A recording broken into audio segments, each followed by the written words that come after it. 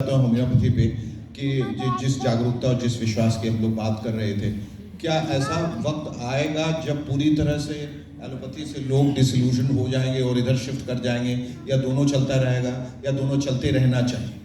Sir मेरा personal विचार है कि दोनों चलते रहना चाहिए, क्योंकि जहाँ पर एक्यूट इमरजेंसी होती है वहाँ पर एलोपैथी में चूंकि वही मैं कह रहा हूँ कि जहाँ सर्जरी की जरूरत है वहाँ होम्योपैथी कैसे सर उसका दो रीजन हो सकता है कि सर्जरी अवॉइडेबल है या नहीं अवॉइडेबल है। अगर किसी मेडिसिन से अगर हम एलोपैथी की भी ट्रीटमेंट से अगर किसी की सर्जरी बचा सकते हैं तो पहला चॉइस उनकी सर्जरी से पहले वो मेडिसिन पे जाते हैं।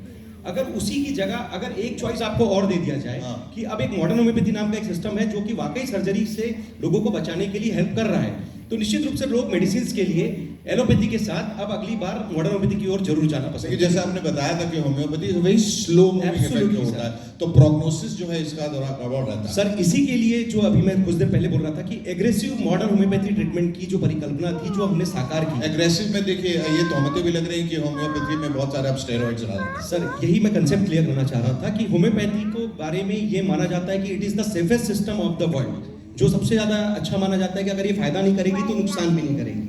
लेकिन चूंकि ये सिस्टम बहुत स्लो हो जाता था, इसलिए जो क्रिटिकल केस है या सर्जिकल केस है या आखिरी स्टेज के जो एंड लाइफ ऑफ जो डिसीज जो होते हैं उसमें लोगों का भरोसा होम्योपैथी पे नहीं आ पाता या फिर लोगों को इतना टाइम नहीं मिलता था। तो आपको इस कंसेप्ट को चेंज करने के लिए कुछ नया कंसेप्ट लाने की जरूरत थी, इसीलिए इस सुपर स्पेशलिटी कंसेप्ट की अवधारणा को आज हमने परिभाषित किया। इसीलिए इसका नाम भी चेंज करके मॉडर्न होम्योपैथी दी, जिसमें हम अपने जो पोटेंटाइजेशन जो दवाइयों की पावर है उस केस की पैथोलॉजी रिपोर्ट के हिसाब से हम सेट करते हैं। और जो होम्योपैथी में ऐसा कहा जाता था कि आपको स्लो ट्रीटमेंट मिलता है 5 गुण 10 गुण 20 गुण से ज़्यादा वो जाते नहीं थे। 200 साल पुराना बनाया हुआ सिस्टम जो कि आज के 200 साल बाद हम जो आज के पेशेंट पे अप्लाई कर रहे थे वो कहीं ना कहीं से हो सकता है कि बहुत स्लो पड़ रहा था। उस जमाने में 200 साल पहले लोग बहुत सात्विक रहते थे, 4 गोली 4 गुण की होम्योपैथी से भी ठीक हो जाते थे। पर मेरे पर्सनल करियर में चूंकि मेरे घर में 19 एलोपैथिक डॉक्टर्स हैं, I had been specially sent to homeopathy कि टू डिस्कवर समथिंग एल्स, कि कुछ नया करो जिसमें सुपर स्पेशलिटी बनाकर लोगों की मदद की जा सके। पर नाम बदलने से उसका काम तो नहीं बदलेगा, असर तो नहीं बदलेगा। एब्सोल्युटली। लोग जो कपड़े काटा करते थे, दर्जी जो थे उनका नाम दे दिया गया, दे आर नाउ डिजाइनर्स, बाल काटने वाले now they are hair stylist. Sir लेकिन काम तो वही है। एब्सोल्युटली। इसी होम्योपैथी को इसीलिए बिना एविडेंस बेस्ड सिस्टम बनाने के बजाय हमने मॉडर्न होम्योपैथी को एविडेंस बेस्ड सिस्टम बनाया ताकि आपकी रिपोर्ट्स आप उसको वेरीफाई कर सके। दुनिया में जब भी कोई चीज हम बनाते हैं तो उसको वेरिफिकेशन में डाला जाता है। और मैं पर्सनली चाहता था कि जो दुनिया का मॉडर्न होम्योपैथी का जो हमारा रिसर्च है ये WHO तक जाए।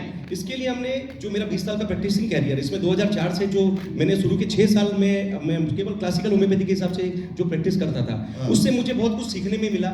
मुझे ये समझ में आया कि पेशेंट ही हमें सब कुछ सिखाते हैं। पेशेंट हमसे चाहते हैं कि सर ये और कितना फास्ट हो सकता है, मैं थोड़ा सा स्पीड बढ़ाता हूँ तो सर और कितनी जल्दी हो जाएगा। तो इसका मतलब है पेशेंट हमसे बहुत एक्सपेक्ट कर रहा है, पर उसके पास जब पेशेंट बहुत इम्पेशेंट हो जाता है और इम्पेशेंट भी होता है जी। तो नेचुरली मैंने इसीलिए होम्योपैथी को एग्रेसिव ट्रीटमेंट करके जो फायदा दिया उसमें 50 लाख पावर तक की दवाइयों को और 960 गुण तक के मदर टिंचर्स के तक के डोजों को एक बार में देने की जो परिकल्पना थी वो चालू किया।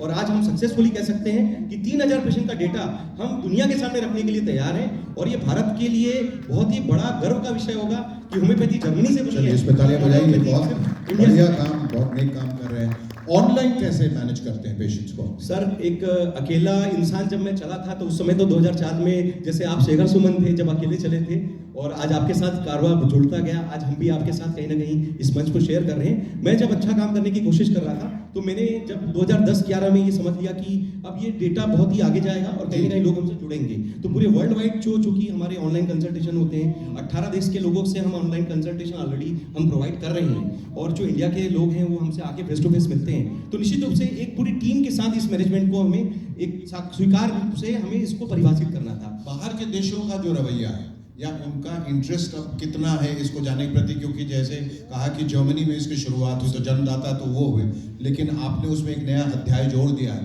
तो आधे क्वेरीज फ्रॉम डिफरेंट कंट्रीज वो पूछते हैं कि आप ये साझा कीजिए हमारे साथ भी, हम भी इस दिशा में आगे बढ़ना चाहते हैं, ऐसा कुछ होता है? सर इसके लिए हमने करीब 3000 पेशेंट का जो डाटा है करीब 1300 वीडियो के माध्यम से यूट्यूब पर ऑलरेडी लाइव किया हुआ है। अच्छा। जिसमें मेरे पर्सनल डिस्कशंस हैं, पेशेंट्स के पर्सनल इन्फॉर्मेशंस हैं, उनके जो पेशेंट्स के जो डेटा होते हैं, जो प्री एंड पोस्ट रिपोर्ट्स होते हैं, जो हम कह सकते हैं कि किसी भी ट्रीटमेंट का आधार होना चाहिए, उसको वो वेरीफाई करते हैं और उसको चूंकि हम यूट्यूब में डालते हैं तो उसमें जो लैंग्वेज की सेटिंग है उससे वे अपने देश में भी जाकर और अपने देश में भी रहकर ऑनलाइन रहकर भी उस चीज को समझ सकते हैं। और सर मैं बहुत गर्व के साथ कह सकता हूं कि इंदौर में सबसे ज्यादा कुरियर्स जो देश में, अगर हम होम्योपैथी से कह सकते हैं कि जो मेरे बारे में कहा जाता है critical and surgical disease specialist, यानी कह सकते हैं कि भविष्य की होम्योपैथी, तो हम कह सकते हैं कि लोगों की जान बचाने के लिए भविष्य की होम्योपैथी कहीं ना कहीं मुझे बहुत बड़ा एक कह सकते हैं कि सुकून देती है कि एक इंसान के रूप में हम किसी को फिजिकली, मेंटली और सोशल खड़ा कर सकें। और निश्चित रूप से WHO की एक डेफिनेशन डेटा हम यहाँ भी कलेक्ट करते हैं। यहाँ इतने सारे लोग बैठे हैं, जरा हाथ उठा के बताएं कि कितने लोग जो है उनका विश्वास जो है होम्योपैथी के प्रति है। जरा हाथ उठा के बताएं, देख लीजिए। जब सर ये होम्योपैथी का विश्वास है, यही प्रत्यक्ष प्रमाण है एब्सोल्युटली सर। जो इन्होंने कहा कि एक कहीं ना कहीं ये विश्वास जो जागा है, जागरूकता बढ़ी है। और भोपाल में और मेरे ख्याल से पूरे देश में इसके लिए आप जो हैं वो तारीफ के काबिल हैं और बड़ा ही प्रशंसनीय काम किया है अपने इस क्षेत्र में। और जैसा कि हमने कहा कि ये जो आपने नई शुरुआत की उसके आप जनक के नाम से जाने जाते हैं और जाने जाएंगे आगे। उम्मीद करते हैं कि ये विश्वास और बढ़ता जाए और कई जाने जो हैं वो बच जाएं आपके प्रयास की वजह से, इस विश्वास की वजह से। इस उम्मीद के साथ और इस प्रार्थना के साथ हम आपसे विदा चाहेंगे। Thank you so much for talking. और आप भी बहुत नेक काम कर रहे हैं, बहुत अच्छा काम कर रहे हैं, ढेरों बधाइयाँ। और उम्मीद करते हैं कि बैंकिंग सेक्टर में आप जो रेवोल्यूशन लाना चाह रहे हैं या जो हो रहा है वो और आगे बढ़ता जाए। Thank you so much all of you. इनके लिए जोरदार तालियां बजा दें एक बार।